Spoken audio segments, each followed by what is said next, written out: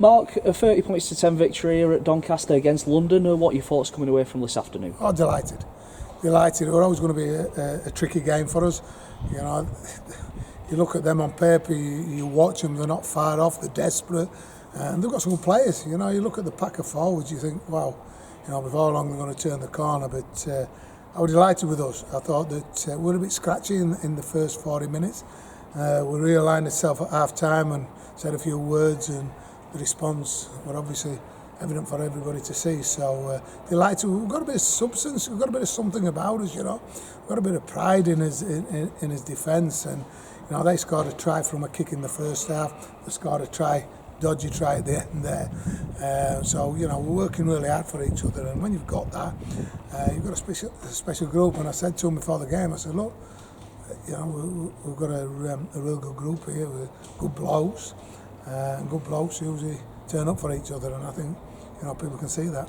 How important was the first 10 minutes of the second half? Obviously they had quite a lot of territory but only came away with 2 points. Yeah, and you know, that's what we talk about, his attitude, the little extra efforts. And what was we perfect? No, we're quite a way away from that. But you know, when you keep turning up and you keep working hard for each other, you know, on the back of that, the rewards that you get. And I thought we did. I thought we showed a bit of steel, which we spoke about, you know, the last month or two, about, you know, developing that steel within the group, and I thought we showed that today. And you know, to then go away and score some of the tries we did, you know, I thought a couple of special tries, and you know, Thax gets over for another hat-trick, QLT does what he does, you know, he scores tries, and it excites you at times. But yeah, we're a bit clunky in that first 40 minutes, but you know, the result at the end, everybody, I think we spanked them, but we had to work really hard for it.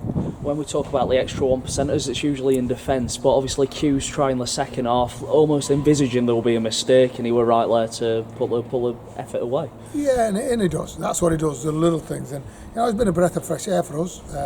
The boys love him. He's a character, and look, I've coached him for a lot of years now, and I can't remember one day that he hasn't come into training, to a game, with a smile on his face, and that's infectious, you know. And the boys love him, and that's why, you know, we're happy to have him back. He's still finding his feet. Is he at 100% match fitness? No. Is he getting there? Yes. So I think there's more to come from him. You know, he can play, and we know he can score tries, and I think he's going to get better. And you know, there's some special plays I thought from Bish today. You know, the kick on the corner there, and he caught it above his head, and we got, you know, right. That's class. You know, and that's what you're buying. Then setting up Thackeray's hat-trick as well. That's class. That's, you know, that's what he's brought to the team. Chris Wellen and him, and now are getting real good, and Thax are getting real good understanding. But there's the unsung. You know, if Alafid was 80 minutes again. You know what I mean? Tyler Dickens did 60 minutes straight off.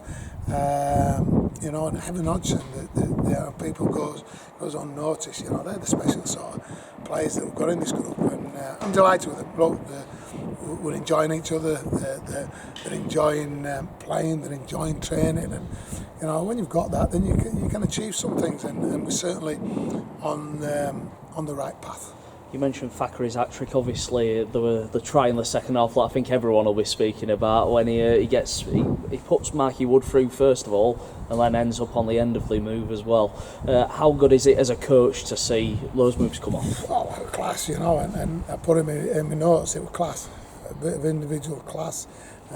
And, you know, I think Thax is getting better with his age. You know, honestly, you know, people laugh at me, but, you know, he's always going to do what he does. He's always going to score tries. He's always going to get an intercept, full length and that, because he reads the game pretty well. And I think he's getting better, and, you know, he's enjoying it. He's the captain, he's the leader out there, and I think he's leading from the front. You know, sometimes, you know, when I played, we had Paul Broadbent, who were an inspirational by doing, and everybody who followed him. And I think Thax is the same. I think, you know, he's certainly matured into a better player than possibly when he came here.